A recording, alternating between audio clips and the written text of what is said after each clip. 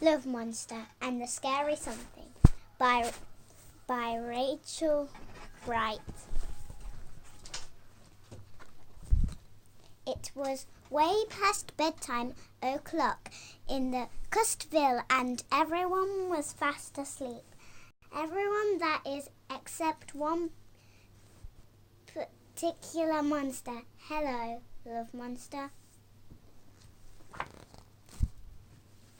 You see, just like every night, he'd made a cup of hot milk with chocolate sprinkles and counted his way up the stairs.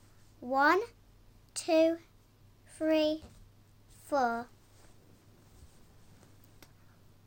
As unusual, he'd read 15 and a half bedtime stories, closed his eyes and snuggled in tight with a teddy. But that night, the later and darker, the harder he tried to nod off. Awaker he was, the spookier it got. So Love Monster laid and listened to the sounds of the shadowy night. Tick-tock, tick-tock, tick-tock, tick-tock. That was the clock. That was the song of the wind in the leaves. Hoo, hoo, hoo. That was the Cutesville owls. Rustle, rustle. That was the... Hold on, what was that? It sounded like something in the garden. Now it sounded like something downstairs. Bang!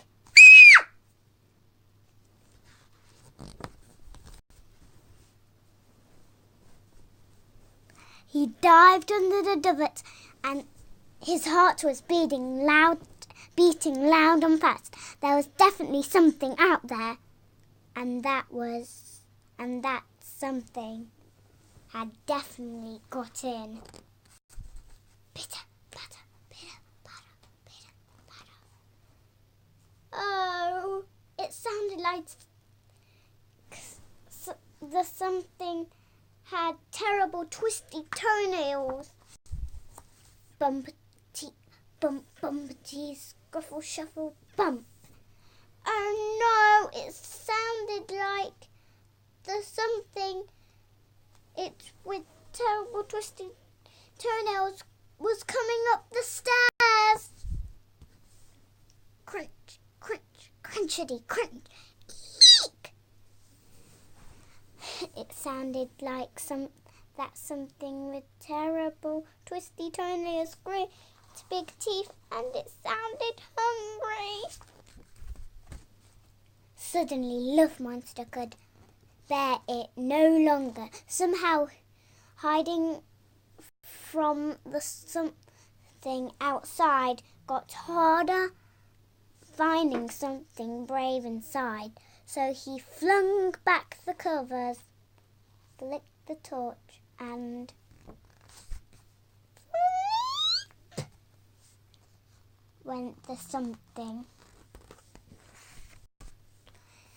As it turns out, Love Monster hadn't been the only one who could sleep that night. And he wasn't the only one who didn't want to be alone. Bang! Pitter-patter, pitter-patter, pitter-patter. Bump, bump, bumpty bump. Crunch, crunch, crunchity, crunch. Crunchity crunch. And as the tiniest, fluffiest bunny in Cutesville explained to his, I suppose, a bit googly-eyed friend, they both laughed and laughed until their tummies ached. And you know what? The dog didn't seem that spooky anymore. You see, sometimes it's only when you're brave enough to face what you're afraid of that you find out there was nothing to be scared of after all.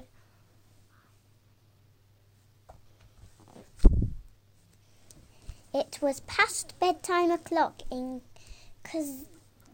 Cutesville.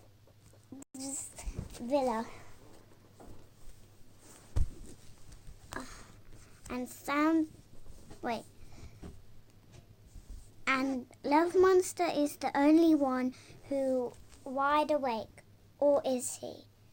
As it sounds like night and make imagination, Run World will be brave enough to stare his fears straight into googly eye.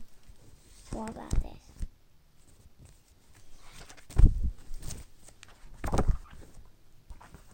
For Mini Monster to be May, you always find your brave inside X.